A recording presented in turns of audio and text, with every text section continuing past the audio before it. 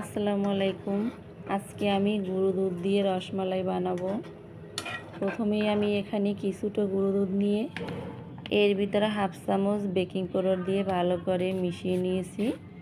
এখন আমি এখানে হাফ চামচ ঘি, একটা ফেটানো ডিম দিয়ে ভালো করে মেখে 20 মিনিটের জন্য রেখে দিব।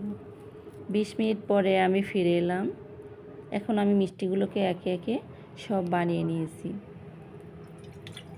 চুলায় একটা প্যান বসিয়ে দিলাম, পরিমাণ মতো পানি দিয়ে গুঁড়ো দুধ দিয়ে 3টা এলাচ দিয়ে দিলাম, পরিমাণ মতো চিনি দিয়ে দিলাম। ভালো করে জাল করে নিতে হবে, যাতে ঘন করতে হবে, যাতে মিষ্টিটা খেতে ভালো লাগে।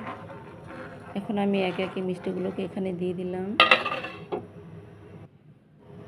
মিষ্টিটা দিয়ে আমি 10 মিনিটের জন্য রান্না করে নেব ঢাকনা দিয়ে। 10 মিনিট পর ফিরে এলাম। এই যে দেখেন আমার রসমালাই কিভাবে ফুলে উঠেছে। এভাবে আপনারাও যদি চান ঘরে বসেই রসমালাই বানিয়ে নিতে পারবেন। কম খরচেই গুঁড়ো দুধ দিয়ে বানানো যায়। 1 প্যাকেট গুঁড়ো দুধ দিয়ে আপনি অনেকগুলো মিষ্টি বানিয়ে নিতে পারবেন। ভালো থাকবেন সবাই।